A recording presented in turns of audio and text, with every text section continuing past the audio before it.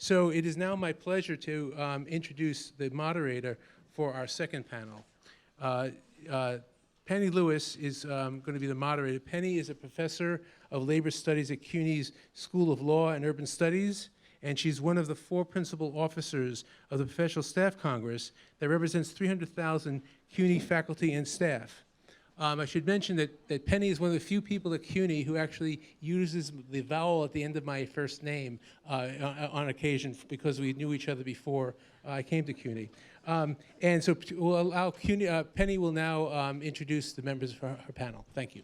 Yes, thanks so much, Bill. And it's really great to be here. I don't normally correct an introduction, but I teach at the School of Labor and Urban Studies, which I think is important to emphasize in this context, and also to show that I do not have the same legal background as Bill and some of the other folks in this room. We are very fortunate to be joined here today by 4 union leaders who together have spent decades, including Jamie up on screen, who together have spent many decades defending and extending collective bargaining rights in academia. Critically, these leaders have helped lead our struggle for fair, just, and high-quality university systems whose faculty, staff, and students are empowered, are respected, and supported in our roles. Our speakers hail from different unions, different parts of the country, working under different legal statutes, with bargaining units, as we'll hear about, of varying scales and compositions. And they have all done their work in a context that we heard a little bit about in the last panel, of ongoing corporatization of the university, pressures on enrollment, rising costs, austerity, and a period of expansion in higher education organizing, greater militancy, and new institutional formations. So they will be speaking today with us about how bargaining has changed over the decades, sharing divergent but also common and overlapping experiences, and they will discuss challenges and opportunities they see for academic labor today and in the years to come. And some of these have been touched on already. They include, but are not going to be limited to, as we will hear, the role of academic labor in eliminating inequities on campus through social unionism, as well as bargaining with explicit anti-racist and common good agendas. We will consider the status of academic freedom and the restructuring of faculty positions, the erosion of tenure, expansion of non-tenure track lines, and how their unions have responded, what can and should be done. And we will be discussing organizing in the context of the open shop, including for public sector unions pre and post Janus. So I'll introduce the speakers as a group, and I think each person will speak for around 10 minutes. And then I'll give everyone an opportunity to respond a little bit to what each other has said before turning it over to the audience for questions. We will first be hearing from Art Hochner. Art, am I saying, is it Hochner? Is that right? Yes, Hochner. Art Hochner, who is the former president of the Temple Association of University Professionals. He served or led 11 contract negotiating teams. He coordinated the 19-day strike of 1986 and led the 29-day strike of 1990. Under his leadership, 1,400 adjuncts joined the TAUP bargaining unit in 2015, and the local now represents 2,700 full-time and adjunct faculty librarians and full-time and adjunct faculty and librarians and academic professionals. We will then hear from Charles Toombs, who we had the pleasure of meeting earlier as well. And as we know, he's the president of the California Faculty Association and professor of Africana Studies at San Diego State. What we did not hear is that he is also a vice president in SEIU in California and is serving as his second year as chair of AAUP's Committee on Academic Freedom and Tenure. There's a lot more you can read about all of our panelists online in the bios, but one thing of note about Charles Toombs is that he is currently working on a book focusing on how race, anti-racism, social justice, and dismantling systemic oppression have invigorated and are the future of the labor movement in the United States. After Charles, we will hear from Jamie Dangler, who has taught in the Sociology Anthropology Department at SUNY Cortland since 1985 and has served as Vice President for Academics at the United University Professions at the State University of New York from 2012 to 2021. Jamie served on the UUP bargaining team for the 2007 to 2011 contract and was chief negotiator for UUP for the 2011-2016 contract, and also served as chief negotiator for internal bargaining within UUP with union organized staff. And finally, and joining us a little bit at the last minute, so we are grateful to Ken Mash, who is joining our panel.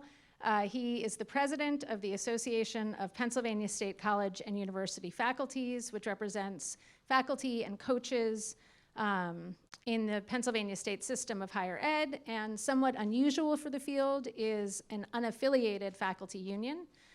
He helped to lead a 4-day strike in 2016, which is the first strike his union had held to that point, and he teaches political science at Stroudsburg University. So I will now hand it over to Art. Thank you all for joining us. Thanks everybody here for being here. And we will begin.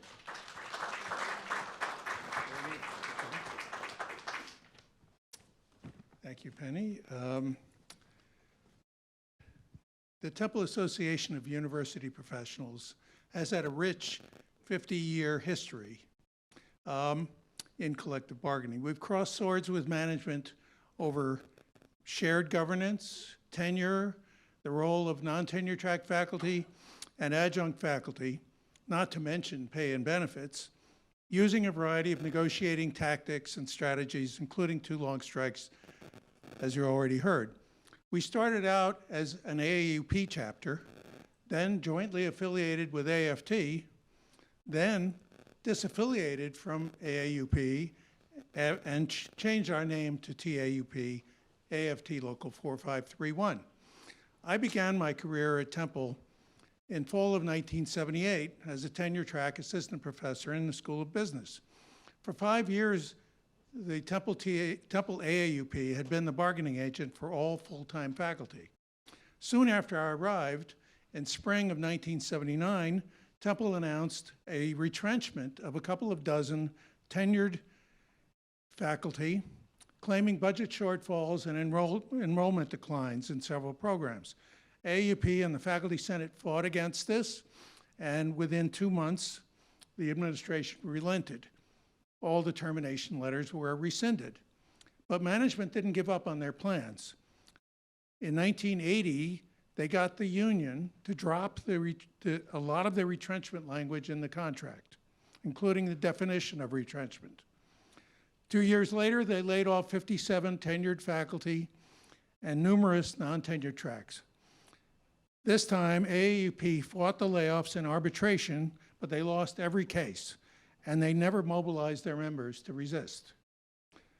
The bitterness and rage over this violation of tenure principles impelled the union membership and leadership to more militant anti-administration attitudes. New leaders led the union to the brink of a strike in 1984 to achieve some measure of job security for tenured faculty, and this was only the beginning of a fundamental change in union management relations at Temple. The business school had been unaffected by the retrenchments, but I joined the union as soon as I arrived, and I was up for tenure review in 1984, so I kept a low profile and didn't get involved in the strike preparations. But I soon, to put it mildly, got more involved. Only much later did I learn the story of the union's origins. Still, I know most of the union's history from my own personal involvement. I was elected to the executive committee in 1986, remaining on that body for 31 years and serving as president for 24 years. AAUP had won the bargaining rights in 1973 in a hotly contested representation election against AFT, NEA, and no union. Temple management, even then, was run by corporate-style administrators. They had tried for 2 years to defeat the union drive, but the faculty voted overwhelmingly for unionization. AAUP won because of their commitment to shared governance, pledging to strengthen the Senate's role. In their first contract negotiation, management fiercely fought against the inclusion of shared governance language into the contract. Still, the union achieved some economic improvements in this and the next negotiations. This was limited, however, by the high inflation of the 1970s and early 1980s. The 1982 retrenchment was a low point for AAUP. In 1985, after a national AAUP investigation, Temple was placed on the list of censured administrations. And for the first time, AAUP sharply criticized the actions of one of its local chapters for its role in the fiasco. After 10 years of meek local leadership and the retrenchment debacle, a new militant president and executive committee started a turnaround in faculty administration relations. Like I said, they planned a strike. 5 months after I joined the executive committee in 1986, we went on strike for 19 days. I was the coordinator of that strike, which shut down almost all classes for the duration. The strike ended, however, with an unfortunate settlement imposed by a judge who threatened a back-to-work order. I voted against the settlement, but most of the executive committee said yes, and the membership reluctantly approved it. The following year, disappointed with the weak support we had gotten from the AAUP, the national AAUP, we began a joint affiliation with the AFT. At the same time, I easily won a contested election to become president. AFT Pennsylvania gave us tremendous support, and their staff one of their staff rep took me under her wing, teaching me how to become a union leader. After 3 years of AAUP-AFT, the financial burdens of the joint arrangement became too great. So with AAUP's acquiescence, we disaffiliated and changed our name. That year, 1990, we struck again, this time for 29 days at the very start of the fall semester. While there were more scabs this time, the strike was effective. Negotiations continued, but we made little progress. Again, we were hauled into court to face a back-to-work injunction, which the judge granted. But our leaders and members decided not to repeat the cave-in at the end of the first strike. We returned to work without a contract. Through much more struggle over the next 4.5 months, we finally achieved an excellent 4-year agreement. The damage to the administration and to the university had been devastating in prestige, in lost enrollments, and lost money. We had withstood their onslaught and come out victorious. For the next 14 years, labor peace broke out between TAUP and management. We settled 3 contracts well ahead of the expiration date, in one case 18 months early. Of course, we had some bitter disputes over that time, but they all got settled through staunch union resistance and skillful negotiating. Up until 2000, the numbers of non-tenure track faculty, and remember I'm talking about full-time, had remained constant at about 15% of the full-time faculty. We had been concerned about the rise and the use of part-time faculty, but we had done little other than complain about it. With a new anti-union president in 2000, bargaining got tougher again. In 2004, we worked for 6 months without a contract, but didn't strike. In the end, we signed a good deal that really helped the non-tenured track faculty. I'd been arguing for several years with my own executive committee, against my own executive committee, that we had to do better by NTTs. Only about a quarter paid dues. largely because their employment was limited to 7 years and they got no retirement benefits. So we agreed to lift the time limit in return for more benefits and a smidgen of job security. In subsequent contracts, we significantly improved NTT pension benefits. When we finally won a genuine sabbatical program for the tenure track, we won one for the non-tenure track too. These moves had some huge effects. The numbers of non-tenure track faculty swelled, so they are now about 55% of the full-time faculty. Unfortunately, we were never able to negotiate real job security for them. But NTTs joined the union in droves, and the current president is an NTT. Over the years, TAUP continued to face aggressive treatment from the administration. Amid the Great Recession, negotiations from 2008 to 2009 were bitter. We went 10 months without a contract. Finally, we settled on an excellent 4-year agreement. Without striking, we kept the pressure on management through rallies, demonstrations, media campaigns, public shaming, and sheer stubbornness. But in 2014, Temple got the State Labor Relations Board to redefine our bargaining unit to exclude department chairs who had been explicitly included in the unit since 1973. This was a big blow because chairs were mostly staunch union members. We lost not only their dues payments, but management then aggressively changed their roles from representatives of the faculty to agents of management control. At the same time in 2014, led by organizers from AFT and part-time faculty, we began a concerted organizing drive of adjuncts. AAUP had hesitated to aid us in the past because we didn't have agency shop or fair share. However, even before the Supreme Court's 2018 Janus decision outlawing agency shops in the public sector, AFT changed its tune. They used the drive to initiate their first metro-wide organizing campaign, which won adjunct unions in some other local colleges. That effort would not have succeeded without TAUP's victory. In 2015, we won 70% of adjuncts votes in the representation election. That doubled the size of our unit. Immediately, TAUP revised our constitution to admit adjuncts to the union. We took the opportunity to change our internal structure so that tenure track, non-tenure track, and adjuncts would each have their own constituency council, representatives from which would join the directly elected president, vice president, and treasurer on a newly constituted executive committee. In the first election after that, for the first time, an adjunct was elected at large as local vice president. This signaled member recognition of adjunct voices. In 2016, we sat down with management to negotiate adjuncts into our collective bargaining agreement.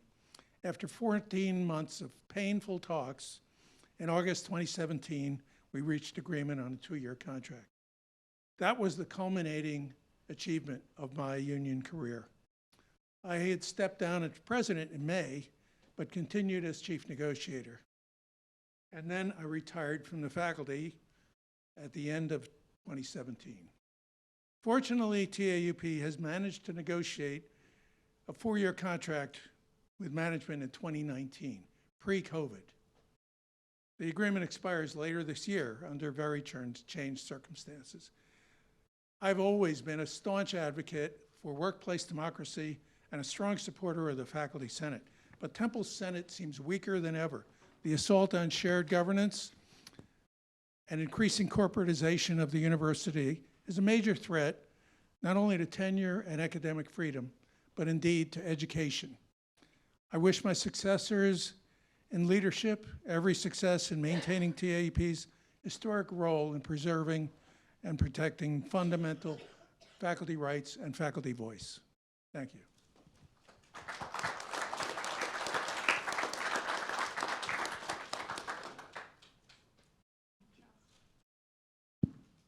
Okay. Hi, everybody. We had some prompt questions that we could address, and I had 2 that I have essentially combined. And I want to read to you what those questions are first, and then I'll move into my talking points. The role of academic labor in eliminating inequities on campus through social unionism, for instance, bargaining for the common good, and how has bargaining changed over the decades? So what I want to do is sort of have a conversation about some important developments that have happened recently in our union work. And I'll start with the elephant in the room, and that is unions and union histories are replete with absolute racism at every sort of level that you can imagine, in terms of who would be admitted, who could be a member, who could not be a member, the kind of jobs that people got. So, but I'm not going to linger there, because that is the history that we know we're dealing with, is how racist all unions have been historically. But in 1964, certainly legally, they couldn't discriminate, although in practice, they really still could. So really, we want to talk about how laws that have advanced the rights of many underrepresented people have had an impact on unions as well. But in looking at recent history, and that's where I want to focus, the people, the players have changed. And that's what is making such a remarkable difference in the kind of contracts that are being negotiated, the kind of articles that our members are interested in. And so I want to just share with you, and this is just going to be a couple of folks, and hopefully when we have some Q&A, you can come up with even other people that I haven't thought about. But there has been this ascension of Black, Chicanx, Latinx, Asian Pacific Islander, Desi Americans, Native and Indigenous folks, and women of various intersections to positions of power and authority in almost every union in this country, both national and local. Many large unions are now led by leaders of color. We can think about NEA with Becky Pringle, Vice President Princess Moss, and Dwayne Schaefer here, who is president of NEA's Higher Education Group. We can think about also the immediate past president of NEA, Lily Eckerson Garcia. In California, for instance, almost every major union is headed by a person of color. California Teachers Association, which has 310 members, is led by E. Toby Boyd. We have Cecily Maynard Cruz, who is president of UTLA, the Union for LA Teachers, a large and powerful union. We have Catherine Hutchinson, who is president of the California State University Employee Union members. We have April Barrett, for instance, who was a local SEIU leader, who is now Secretary-Treasurer of the SEIU International. We have myself as president of the California Faculty Association, the first black openly gay man to ever be elected to that position. We have the Chicago Teachers Union, Stacy David Gates, and I can go on, but the point I want to make, and therefore I know I've missed a lot of people, and you have examples, is that at the national and local level, there's just new people leading the team, and there are different issues now that are part of the workplace environment that are coming to the negotiating table. And it's not just the presidents, it's also the executive boards. You mentioned some council changes in your union where there's I don't know, you call it adjunct council. We have councils in our union that represent sort of the three main power structures of our union, which are the chapter presidents, the lecturer faculty, our contingent faculty. call them adjuncts. We don't. Adjunct means something different in our union. It means you're working for free if you're an adjunct. And then our Council for Racial and Social Justice. So we have all of these folks who are always at the table talking about everything that we do.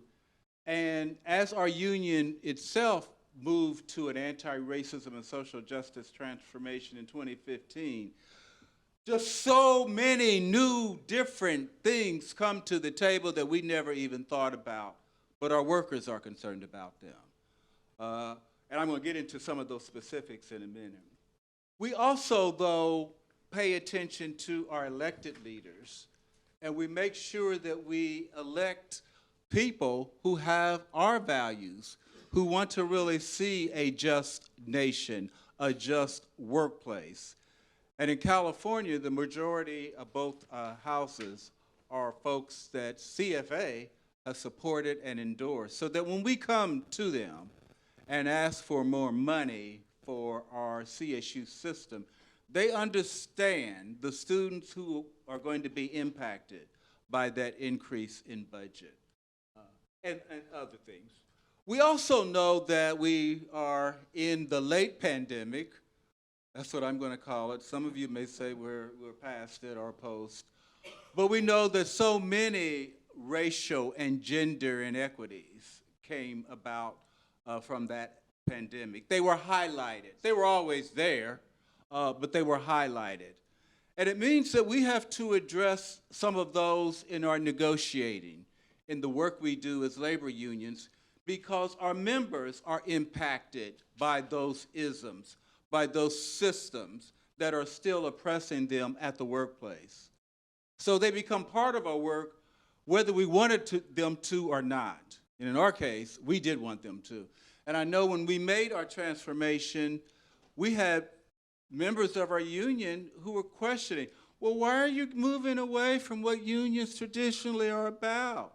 I said, look in your classroom. Your students in your classroom are majority BIPOC students now. Now, you may be one of all white professors in physics that are teaching in your department, but your students are not, and they're going to bring those racial and social justice issues to your classroom. So it's part of our commitment to making sure that we are providing quality education for our students, that we address these issues, and that we provide the best workplace we can for our faculty members, that we also address these issues. And then I want to move into some specific areas where we find our work focusing.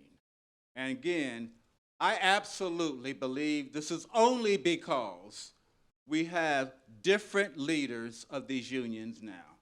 I don't think it ever would have happened had unions largely been run by particularly white, cis, hetero men.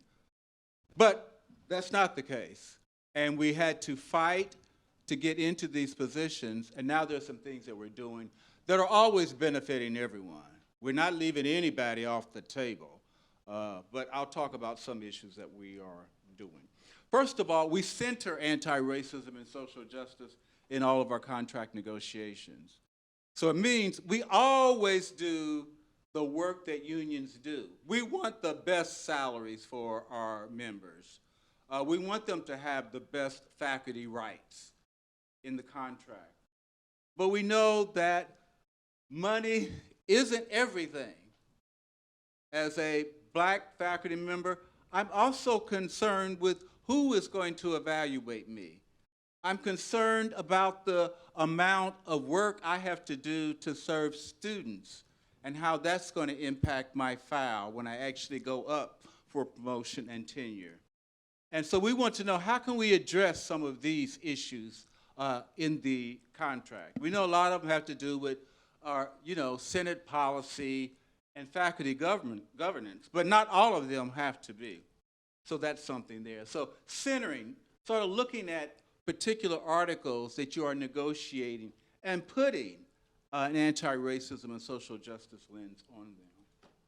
And in our most recent contract negotiation, I'll just talk about a couple of things that we were able to do because our very inclusive bargaining team, the most inclusive bargaining team we have ever had, really centered our ARSJ lens on the articles that we were presenting.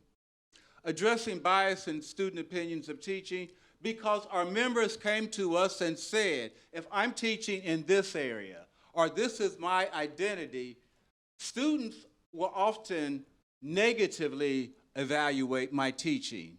And so therefore, faculty needed to have an opportunity to rebut those kind of biases that we get in student opinions of teaching. Let me not call it student evaluations of teaching, student opinions of teaching. Another big concern for our many students of color, but also our faculty of color, is safety on our campuses. And so we've been calling for alternatives to police in non-criminal matters. And it's a shame that if you are, and I'll give my example, I'm chair of my department. I have a new faculty member. I've just driven her and her husband to this really nice new faculty reception on a mountain in San Diego County. And when they come back to campus to drop them off in front of their apartment on campus, the police are right on us like white on rice. This was their reception to the campus. Not all of the, I'm just going to say BS that was talked about and, oh, you're such a welcome member of our campus and we're so glad to have you. The reality for them is that they will be harassed by the police on campus because they're black. You may have heard just, I don't know, a couple of months ago, a faculty member at Cal State Long Beach lost, he lost it, or left his keys in his office. That, I think is the actual specific. But he called the police, campus police, to, let me in, and they were not going to do it unless he went through all of this. Anyway, he felt totally disrespected and knew that he had examples from his white colleagues where they would easily let them into the office. There is a need to look at the culture on our campuses that really is addressing the lived reality of our faculty and our students. The academy is just not the way it used to be anymore, and we have to have collective bargaining, and we have to have other changes on our campuses that really address it. Another thing is the whole cultural taxation, which I've already alluded to. This work that faculty of color and women and LGBTQIA+ faculty are doing in support of student success, and yet they're not rewarded for doing that work. Now in CFA land, we were able to actually get a contract. We had it in our contract, but we had an article in a contract already that we had to fight for in 2017. But we were able to get the work that these faculty members are doing labeled for what it is, and that is cultural taxation and invisible labor. And so we were able to do that. I'm going to do a couple of more things, and then I'm going to shut up. But the main idea of what I'm talking about is that you just can't talk about it. And I know as academics, we always want to be theoretical, but our work is almost always practical and real. What can we actually get for our members that's addressing their lived experiences? We need more rights for our parents and caregivers in terms of paid leave. This is not something we just, oh, well, let's do that. Our members came to us and said, and particularly when you pay attention to your new faculty who are coming in, I think on the last panel, child care centers was a high priority, but also paid leave, because many of our junior faculty will be starting their families, whether it's through adoption or their own children. And they need time off to do that. I know as chair, I always found a way to make sure that my junior faculty got the entire semester off. And you could do that. You can come up with creative ways, give assigned time, give a special project they can do at home. Or you could have it in your contract where that they actually have an entire semester off. We know that addressing the mental health needs of our students, And I would say also our faculty and staff as well. We have all been traumatized by the pandemic of COVID-19 and racism and systemic oppression. And so we need to address that in all the ways that we can. And many of you are probably very familiar with what we were able to accomplish in California, and that was to require ethnic studies for you to graduate from the university. And that's a major achievement. Ethnic studies is no longer marginalized. It is considered essential knowledge that you must have if you are going to get a bachelor's degree in the California State University system. And we know that other colleges and campuses around the country are following in that stead. But that's a change in culture, because it means that faculty who are in those departments and programs are valued in ways now that they never were before. And again, it's just bargaining for the common good. It's doing legislative work for the common good. It is trying to make our sites of work better for us and better for our students. And hopefully, certainly in California, we also are doing legislation and supporting it that maybe doesn't impact us initially. Maybe it impacts the community that our students are going to be coming from. And we've done a lot on police reform and those sort of things. And then, I'm going to finish up on contingent faculty because this is our largest percentage of faculty.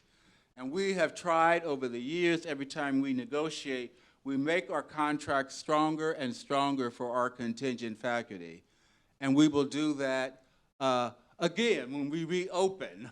We reopen in May on just 4 articles: salary, workload, paid leave, and health and safety. And so I think I heard about the rolling contract idea. We need something that is really strong for our contingent faculty. It is a shame, and we used this example in our last 4 round of bargaining. One of our coaching faculty, who every year, he's been with the CSU for 30 years, but every year he has to get a new contract, a new 1-year contract. So I'll stop there then because I think I'm about out of time. And I need some water too because my mouth is dry.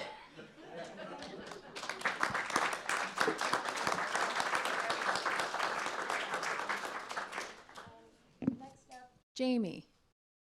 Hi, yes, thank you so much. And I'm sorry I can't be with you in person. Can you hear me okay? Yes. Everything okay? Great, thank you so much. Boy, there's so much to talk about here, and my fellow panelists who just spoke have really sparked me to try to figure out what can I emphasize and what I might not have time to emphasize because there's so much here. And let me start by just telling you a little bit about UUP, United University Professions. We've got altogether about 36,000 bargaining units, and we're a wall-to-wall union. So we, in our bargaining unit, we have academics, we have professionals, we have full-time, we have part-time, we have contingent, we have non-contingent in both the academic and professional sides of our house. So in terms of the things that we're talking about today, I would like to focus on 2 of the questions that we were asked to address, restructuring of positions and how bargaining has changed over the decades. And I think just as Charles certainly made clear, those things are related because in UUP as well, as our membership has changed, as our jobs have changed, and the composition of our campuses and hospitals have changed.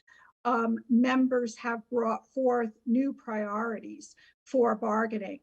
And I should also underscore the fact that UUP represents what we might consider traditional campuses, university centers, comprehensive colleges, and specialized colleges, but also we have 4 health science centers, 3 of which have teaching hospitals. So the issues vary, yet there are many ways in which they converge. So just to give you a little snapshot, I want to start on the restructuring issue and then segue into bargaining issues connected to that, as well as more generally. And I'm going to start with again, I'm using the term traditional campuses, not the hospitals and medical schools yet, because the situation there is very different from what it is in our other types of campuses. So if we look at our university centers, comprehensives, and specialized colleges, we've got about 23,000 members there. About a little more than 13,000 are at the medical centers. So a majority at the others, but the medical centers comprise about a third of our membership. If we look at the more traditional campuses in terms of contingency, which is very significant for all of us in academia, about 36% of our academic faculty are part-time contingent. About 10% are full-time contingent. Okay, so the majority are still on tenure track lines or tenured. About 54% are not contingent. When we look at our professionals at the traditional campuses, we have a bit less contingency. Only about 22% of our professionals are contingent, 78% are non-contingent. And that, contingency has grown, but we are still not at a point where the majority of our members are contingent, but that's always a looming potential. At the academic medical centers, contingency is much more prevalent, but for a very different reason and involving very different segments of our employees. So for example, we've got more than 5,000 academics at our academic medical centers, and 80% are contingents.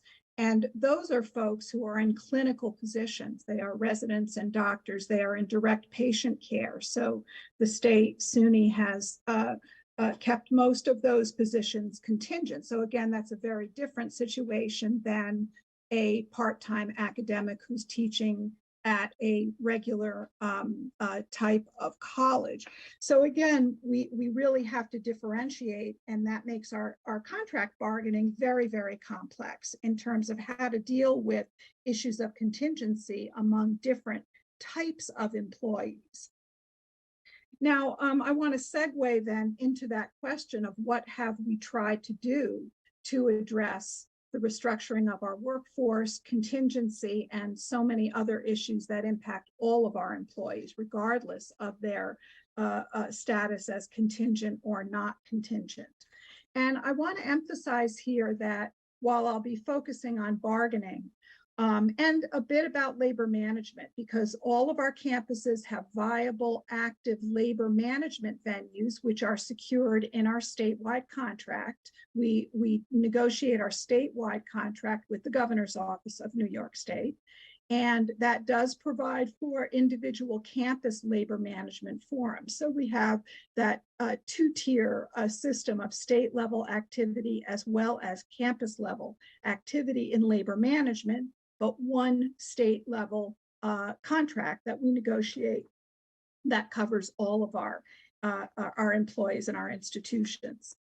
So in terms of what we've done to try to deal with the issue of contingency, in addition to what goes on at our campuses and labor management in our contract, advocacy through our legislature has also been a very big part of that.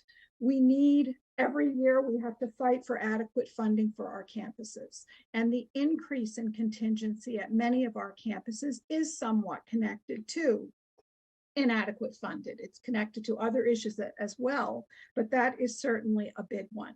So for many years, we have been fighting for an endowment for SUNY, for the State University of New York, that would enable steady investment and better funding, including the need to support more full-time positions, both academic and professional, and including the need to invest in diversifying our employee workforce on both the academic and professional side at all of our institutions. That's a huge need. We need to move existing part-time employees who are qualified for and want full-time work into full-time work. That's been part of our legislative agenda as well. And so our budget fights and some of the specific legislation that we have tried to advance, often working with our partner PSC at CUNY, because many of their needs are very similar in terms of budget shortfalls. So again, creating more permanent full-time positions, diversifying our institutions has been a primary objective for many, many years, and we're in that fight right now in terms of the coming new state budget. Now, to segue into contract issues, for contingent employees and all of our employees, I think an overarching point that I'll make is, while, of course, getting raises and maintaining and improving benefits those are always big contract issues. We have seen priorities develop over many years with new bargaining issues come to the fore. So I'll talk about a few of them. Now, for contingent employees, whether they're full-time or part-time contingent, first of all, let me say that we have had eligibility for health insurance for quite some time for both our full-time and part-time contingents. Our health insurance for part-time employees goes back to the 1980s, but since then, over the years, it's a continual struggle to maintain those benefits, to maintain and enhance eligibility for benefits. Folks have to teach a minimum amount to qualify, or as professionals, earn a minimum amount of salary to qualify. So those have always been important bargaining issues, and that continues. And we've made some gains that have been very significant, and we have been able to sustain. And I'll give one example. Back in up through the late 1990s, a part-time academic, an adjunct who may have taught 2 semesters every year — we all have so many long-term employees of that nature — they would have lost health insurance during the summer. But in our 1999-2003 contract, we made a huge step by getting coverage in 6-month increments, so that if we have an employee who is part-time but teaching both in the fall and the spring, they maintain that coverage year-round. So it's those kinds of things that have really been important in terms of enhancing the provision of benefits for our contingent employees. Full-time contingents are obviously eligible for benefits year-round with no other issue. It's been a struggle to keep the premium share cost for part-time employees at a reasonable level. We had some success with that in our previous contract, in terms of beating back some of the things that the state wanted to do. But again, that's a continual issue.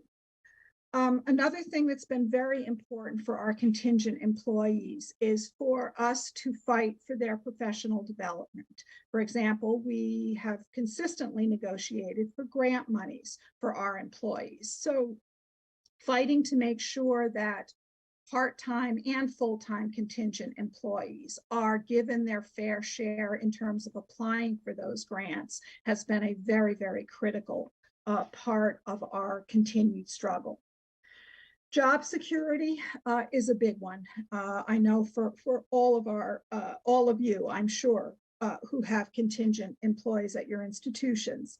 We have continually fought for longer, what we call term appointments for our contingents. There are maximum term appointments that are allowed by virtue of SUNY policy.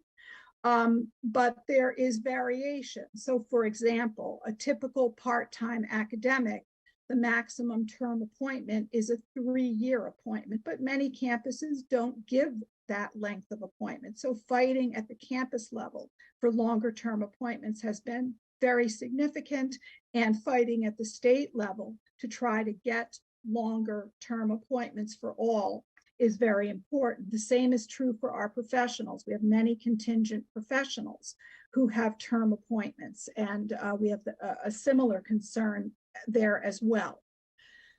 As I mentioned very briefly before, trying to fight for provisions, not only funding, but provisions in our contract to transition existing contingent employees into full-time permanent tenure track lines is a huge priority. And so we're at the table right now, can't talk about exactly what's going on there, but I can certainly tell you, as it has been in previous rounds of negotiations, that's a very huge issue right now. So again, getting pathways for transitioning those contingent employees into full-time and permanent lines remains very, very important, but we've got a ways to go there. Now, in terms of compensation, low starting salaries, insufficient growth in salary compression has been a huge issue for the entire bargaining unit. And we spend a lot of time on those issues, and our members have been very vocal about those issues. One thing that we've done in many, many previous contracts is, instead of just going for percentage raises, which, if you do the math, you know, kind of exacerbate inequities, because the same percentage raise on a high salary brings those higher salaries even further apart for lower salary folks. So we've often tried to combine lump sum to base raises with percentage raises, and we've done that in many contracts. That just helps to it doesn't exacerbate the inequities at the very least, but that's a you know, a tricky issue, and one that we constantly grapple with. We've also fought for service awards, longevity pay, things that would give on-base increases to folks as a result of their continued service. We've had some very successful provisions in previous contracts, and that's a big issue at the bargaining table right now, again, for contingent as well as our tenured permanent workforce. Jamie, if you could wrap Salary up on this, that would be great. Will do. Thank you. Will do. The final thing I'll say is we have huge hospital issues. Chronic underfunding for so many years has been a big problem, but COVID has really exacerbated staffing shortages, workload increases. So we have many issues at the bargaining table right now in terms of adequate compensation, as well as trying to deal with workload increases and staffing shortages, and we're working on that in the legislative arena as well. So I will stop there. Thank you so much. Jamie, thank you. And last but not least, Ken, thank you. Thank you. When Bill called last week and asked if I would pinch hit, I first thought about this panel, about the history, and I thought, well, I'm too young to do the history. But then I referred to myself as the Rusty Staub of academia, and then I realized I was old enough to do this. ABSCUF, as Penny referred to, we are an independent union. We began actually as an association back in 1937. And as an association that represented the 14 teachers' colleges in Pennsylvania, we did the kinds of things that unions do, but through the political system. So ABSCUF was very much involved in lobbying the legislature to get into law pay scales and increases and tenure policies. And in many ways, it's ABSCUF that kind of turned our teachers' colleges first into colleges and then ultimately into universities. And I think the history of negotiating in Pennsylvania can only be told by understanding kind of the craziness of Pennsylvania. And it involves also the craziness of, Art works for Temple. Temple is a state-related university in Pennsylvania, as is Penn State a state-related university, as is Lincoln University a state-related, and I'm leaving out Pitt. Right, and Pitt is also a state-related, but they're not in the system or in any system. They're just 4 state-related universities. Our community colleges in Pennsylvania are all independent community colleges. And then we have our colleges as well as the private colleges as well. This has been used in many different ways to try and set, among politicians, to set the different colleges and universities against each other, particularly in difficult budget times. And even we saw that last year when we got an increase, but the state-related did not get an increase. And I think, as far as APSCUF goes in its history of bargaining and working, things went really well as long as the economy was going really well. And when we hit the Great Recession, actually prior to that, but when 2011 came about, we elected Tom Corbett to be governor. And Tom Corbett said immediately, we Pennsylvanians, not me personally, we elected Tom Corbett to be governor, and Tom Corbett said he did not understand why higher ed should be recession-proof. And then he went about proving that it shouldn't be. And he slashed all of our budgets, ours by 18%. And really, the big shift in understanding contract negotiations really starts with a force during that period of time, because since that time, Pennsylvania has ranked 47th, 48th, 49th when it comes to per student funding for public higher education. We're #1 in student debt in the country. We have been essentially, calling us a student paying system. I mean, that doesn't come, we're close to being, all of us, private universities because of the pay structure that is there. And that has forced administration consistently to enact policies aimed in every possible way that they could to try and cut expenses. And that, when I heard the previous conversation about wanting to strike, I don't really know anyone who's been involved with organizing a strike who really loves the idea of striking. It's a lot of work and it's a lot of harsh responsibility to lead a strike. Art did during his time period there, but there was a context to that as well. What we had found was that because of the way that we evolved, we were one unit. So we represent tenure and tenure track, and we call them adjunct faculty as well in our system. So we found there to be continuing attempts to exploit the adjunct faculty to the point in 2016 when they came to us because our adjuncts they teach 4 classes, they're full-time, and they get benefits for being full-time. They came to us and said, we think that they should teach 5 classes to be full-time again. So what we said is, so essentially what you want to do is give them a 25% cut in pay. And they were like, oh, no, you're looking at it the wrong way. And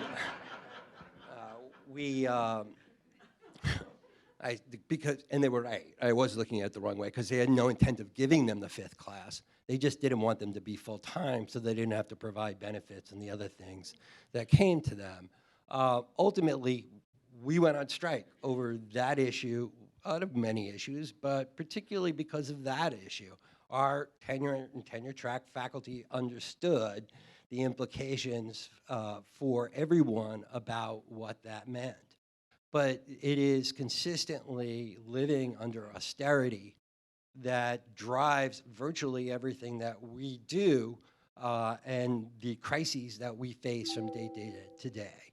I will say that in our contract, we have been, I feel, on the forefront of many different issues. We were, for example, I think, if not the first, among the first to have an intellectual property section in our contract. The benefits that we provided to adjunct faculty were, relatively speaking, good. We added conversion language to our contract so that if you teach for 5 years, you can be placed on the tenure track at that point. We got them rights so that they couldn't, they had taught over a period of time. The department, the dean couldn't go in and say, oh, we want somebody else to teach the same class if you've been teaching that class. So at least they had some job protections. Lately, the biggest concern that we have had was coming about because of consolidation, where they took 6 universities and combined them into 2 universities, essentially wreaking havoc in the system and on those campuses. And we couldn't understand what the reason was to do that, because it didn't look like us that it was going to be saving money even. But we are pretty sure that that was part of a deal with the then legislature, who has been complaining for years, right? You have too many campuses, you have too many universities, you have too many programs, you have too many faculty in order to get us money. So if it was a deal, they got what they wanted, and in fact, the system did get more money, but we may have lost more money in the process of consolidation than we were actually getting back because of declines in enrollment and also because of the cost of implementing something so complicated. And you mentioned earlier, we've been hearing a great deal, and I should say that one of the benefits I think that has come out of moving into Zoom and doing that is it has given the opportunity for APSCA leadership to more directly hear from our faculty. So as we were preparing for this contract negotiation, our contract expires June 30th. We used town halls, and while we always had phone calls, it's not the same thing. But we had these Zoom meetings with various different segments of our faculty, and were able to hear the direct concerns from multiple people. So it wasn't just one person speaking up. It was multiple people agreeing with each other and thinking it's important. So we also are paying more attention to faculty who are demanding that we have parental leave, generous parental leave in our contract. And that is an issue that is coming up. We did it a little bit in the last contract, but we have to make it better in this contract as well. We've heard from faculty from international faculty talking about bereavement leave and how difficult it is given the shortness of our current bereavement leave, that they want longer bereavement leave to account for the fact that they might have to travel during that period of time. There's a number of issues, and we've heard it more. I think there's more voices speaking up to talk about things like student evaluations, but I like that student opinion forms. And really, we're in the midst of a battle about that issue in particular because of our research. We can't find anyone that says that they actually are legitimate in the information that they provide. So the question is, why are you doing it if it's not legitimate? So that's where we are. And thank you for keeping it. So we have about 15 minutes for questions. I think we should just open up straight away for folks who want to chime in and ask questions to our great panel. Over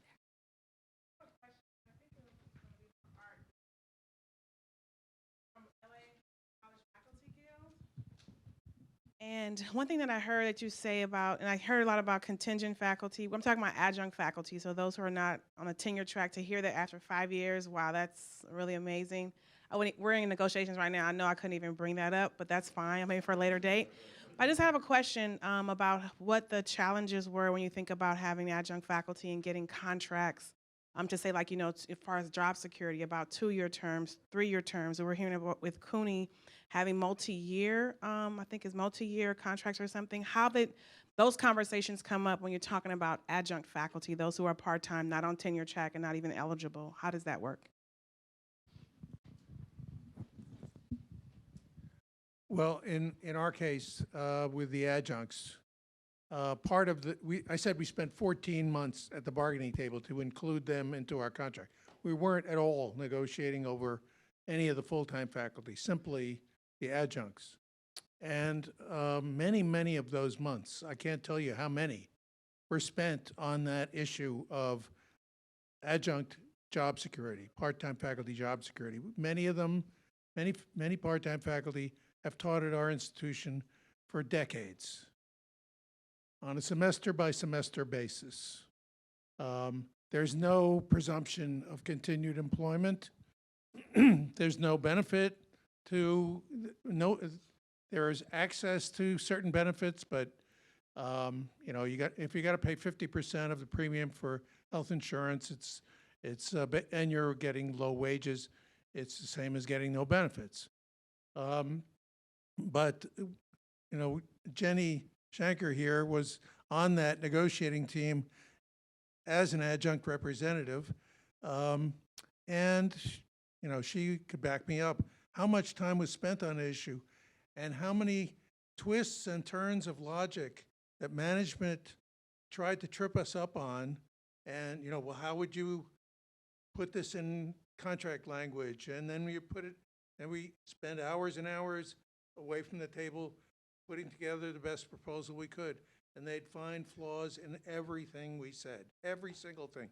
There wasn't one thing that we could do to get management to agree on that issue. So it's a big problem. This is something definitely that adjuncts want, and not only adjuncts, the full-time contingent faculty, the non-tenure track faculty, we have spent decades on that. We first brought that up at the bargaining table in 2000, and we still have gotten very little progress.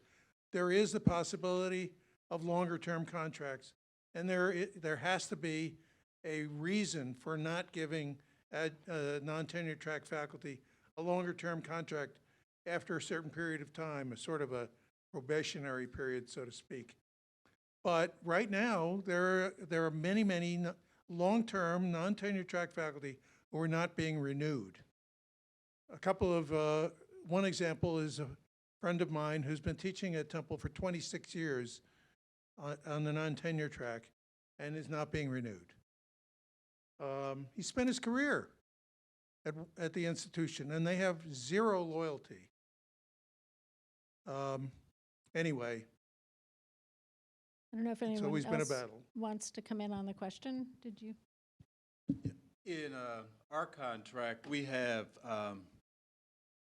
after 6 years, a contingent faculty member is eligible for a 3-year contract, and then every 3 years you can keep getting that. We want longer job security. We want longer contracts, and that's something that we hope to negotiate with the CSU at some point and succeed on that.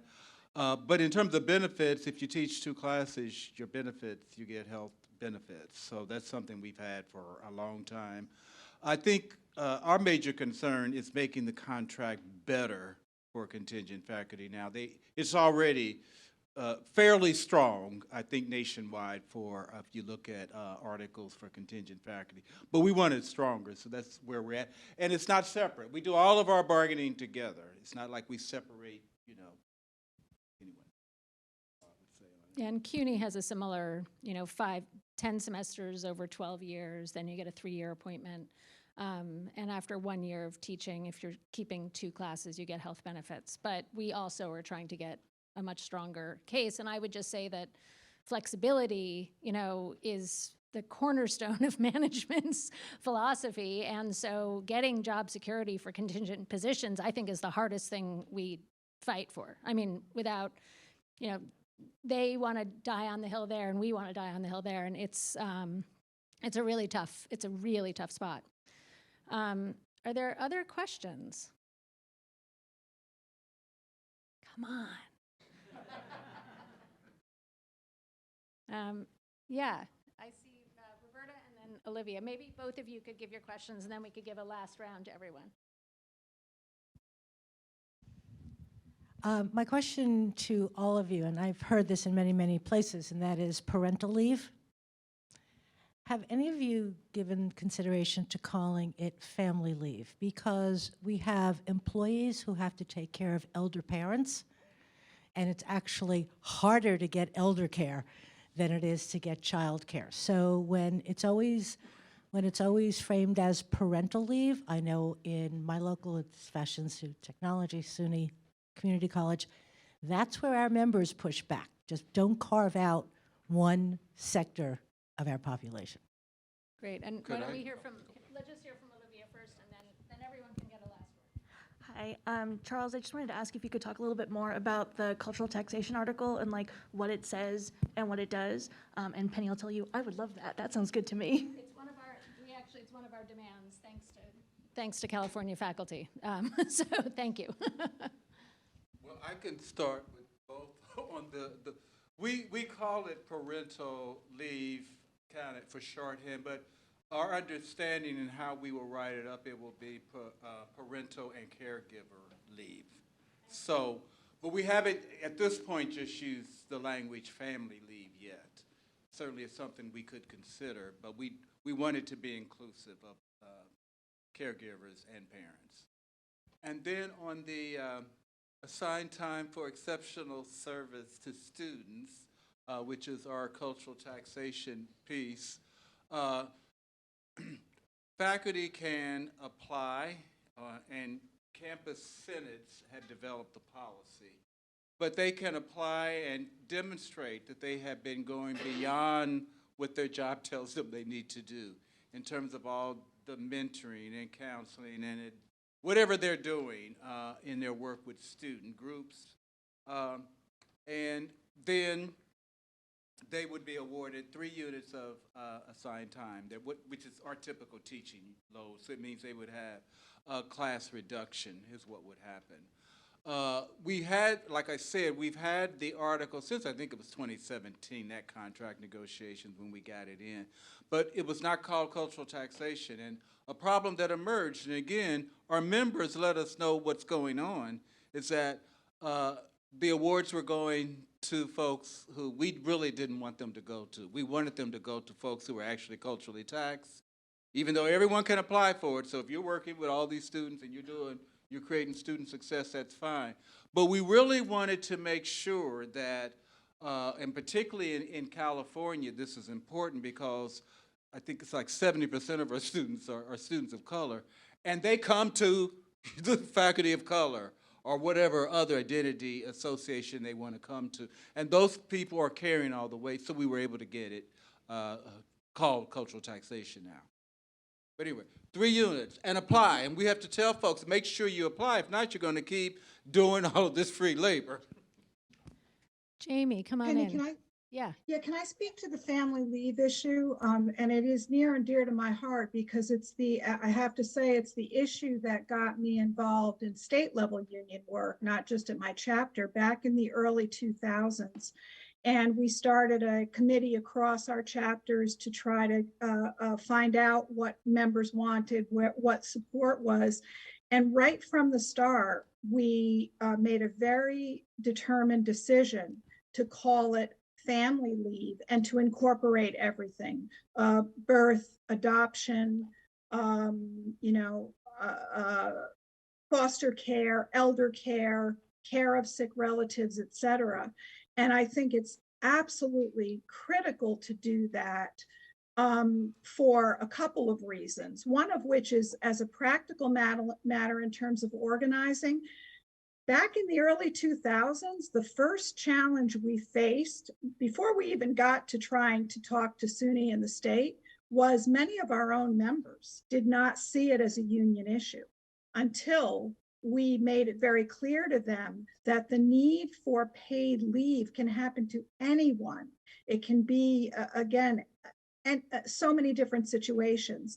So that was something that we decided to do early on as a very practical matter. And then over the years, the importance of that was just borne out as members really came forth and began to inform everyone about what their situations were. And I didn't get a chance to mention, sorry, I talked too long in my opening remarks, but paid family leave has been a huge contract issue for us for a number of rounds. We made a big step forward in our current or our last contract. It's on the table again for further improvements, and we're hoping to see that.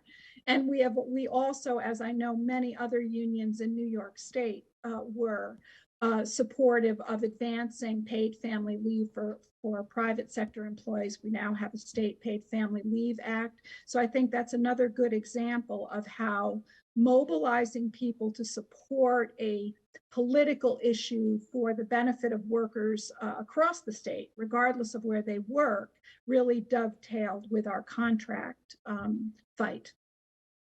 Jamie, thanks. And I made a crazy chair mistake because we actually have 15 more minutes. So you all have like lots of time for questions, and you all have lots of time to speak. So we'll go to Art, and then you all should be thinking of other questions. Yeah, let me just talk about the family leave thing. We put that on the table in our 2008 negotiations, which took place in the midst of the financial crisis when Lehman Brothers was collapsing and so on. So, you know, everything financial was or economic in the contract was contested terrain, very contested.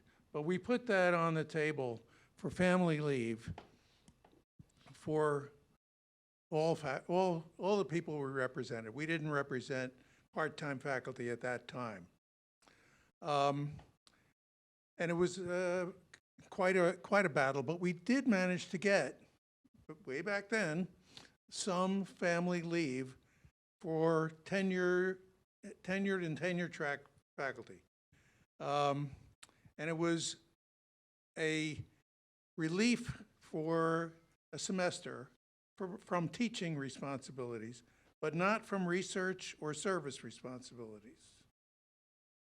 But that was not bad, you know, full pay, full benefits, and you couldn't add research or service responsibilities to faculty who were taking that.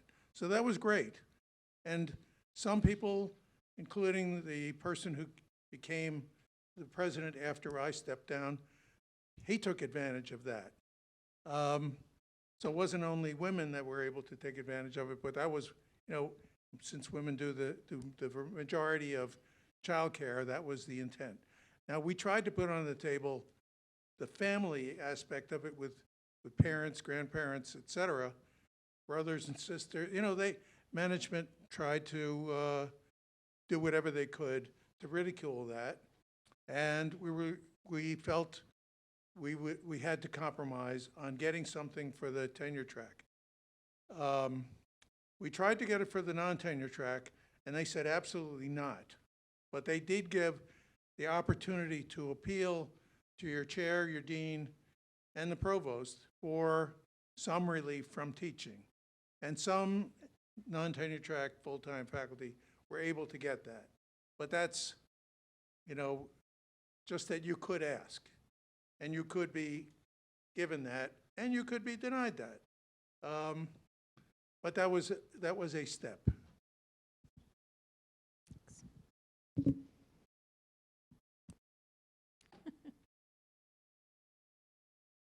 Penny, Yes, Jamie. yeah, can I, unless there's There are it looks no like hands one's up. I don't think you can Okay. see the room, but No, I can't see the room. I can see you wonderful folks, but I can't see the room. But if I could just add on another issue that was mentioned, I think by Charles, and that is the student evaluations or student opinion surveys. That's another good example within UUP of a real member-driven development of an issue, and it's been really coming to a head in recent years. We've worked very hard with our members across all campuses. We've done extensive literature review, and I forget if it was Charles or someone else mentioned, there is just absolutely no validity or reliability to these to the instruments that are in place. The bias issue, I believe Charles mentioned, I wanted to underscore that. I think certainly when we first started to try to get a handle on what the situation was, what our members' experiences were, it was the bias by race, by gender, by ethnicity, by sexual preference that really was articulated so clearly by our members. And I believe we've amassed a pretty significant amount of information and data from our members. So that would be something that to consider if you haven't done that already at your campuses or in your unions, if that issue is emerging. People will come forth if they feel that they can be safe. That's the other issue. We did find members who were very afraid to talk about student evaluation issues because they thought, in terms of administrators hearing them, thinking it would be turned against them by the accusation of saying they just don't want to be evaluated. And we know that's not the case at all. So this is a really important one. People are losing their jobs. And again, I think it's important to draw out the potential differential impact on contingent employees.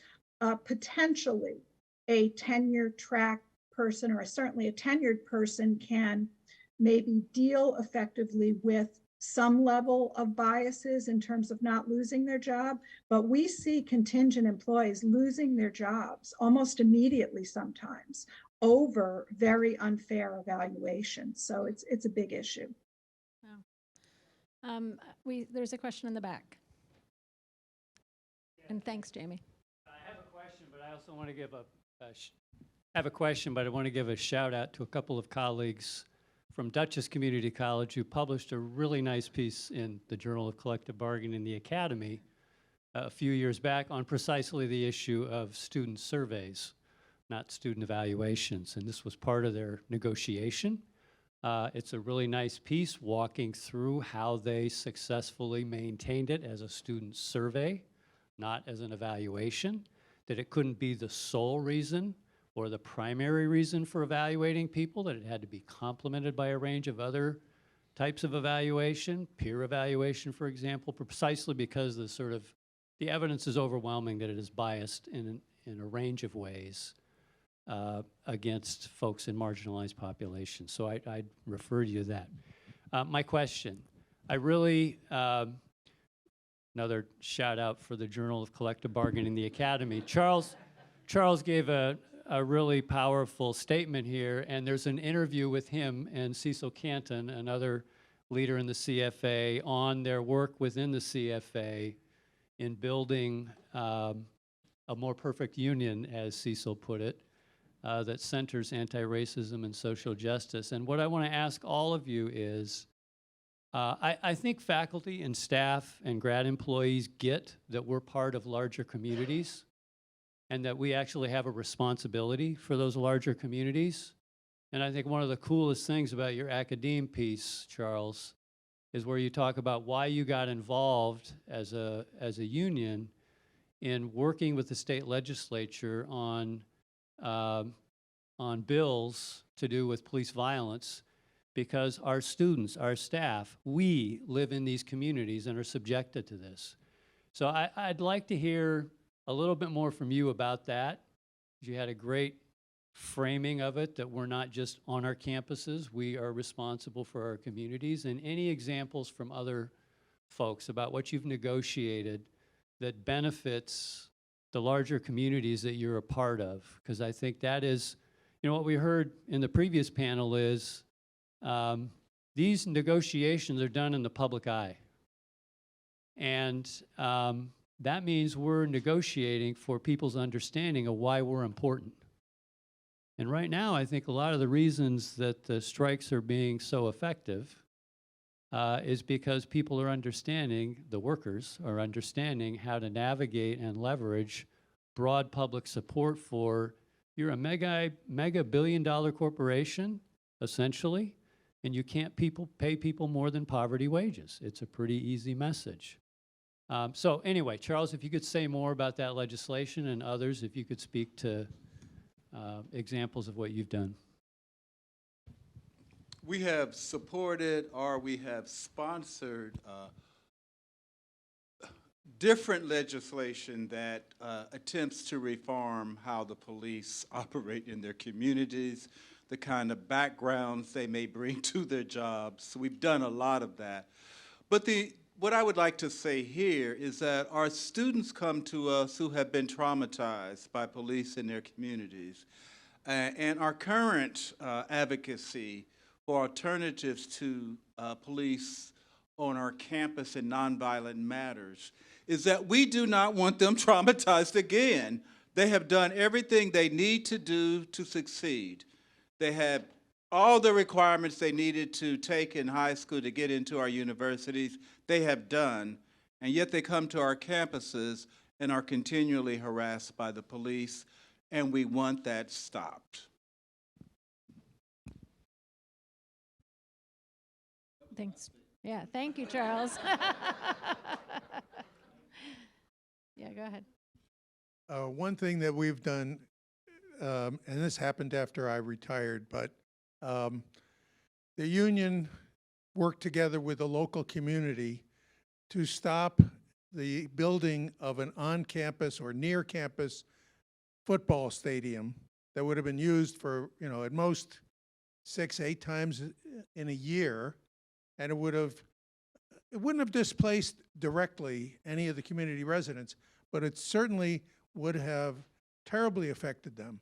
And TAUP worked together with them and built strong ties with the community. And while the university never officially said, oh, yeah, we're dropping the plans, they dropped the plans.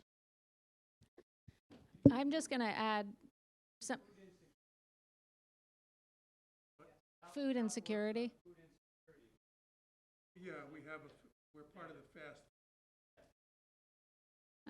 Jen Gabori, who spoke at the beginning, talked a little bit about the New Deal for CUNY, which is a piece of legislation that we've worked with the CUNY Rising Alliance and other groups. And at the core of it, in addition to full-time faculty and adjunct parity and mental health counselors, good ratios for mental health counselors, which, the CUNY system, it's beyond criminal, thousands, 14,000 students for one counselor kinds of ratios, right?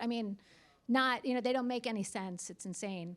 But also at the core of it is free tuition, which to me is a core common good fight that we as academics have to wage. Our students, we're seeing enrollment crisis, and our students need our doors to be open to everyone, and student debt is crippling people, and so that's been a core fight of our union, is to try to win free tuition for our students, which was CUNY's history and should be its future. Yeah, I just want to say that along those same lines, we've been very active in the legislature in creating a student debt caucus, because we have legislators now who are suffering in the same way our students do. So there's more willing to participate. But also, we were instrumental in what's called the Pennsylvania Promise, which got introduced in both houses for the first time. And now that the House has turned Democratic, it looks like it might pass through there, which would give free college for the first 2 years, at least, of college. So now we have the very last words. Jamie, and then Charles. Did you want to say one other thing? Okay, go ahead, Jamie, and then Charles, and then we're done. Thank you. So I wanted to maybe mention two quick things. First, UUP has done a tremendous amount in terms of student debt, so I would certainly offer that up to the comments that were just said. The other thing I would like to say to the general question of what have we done to benefit the community, I think one thing that I would highlight, and I had mentioned we do represent folks at 4 academic medical centers, 3 hospitals. The incredible shortage of staffing at hospitals, which I'm sure you all know is happening all over the country.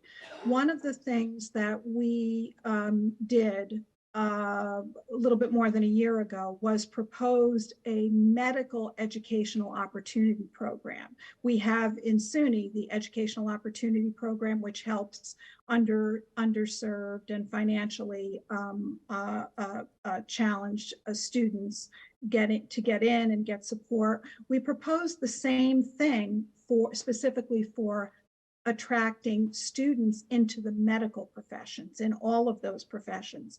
And it was funded for the first time by the state legislature at about $1 million. And we're fighting to get, right now in this legislative session, to get more money there. And so, for example, that's the kind of thing that certainly our members were very vocal about, particularly our members at Downstate Medical University, which was a COVID-only hospital, serves an incredibly diverse population, many of whom are economically distressed.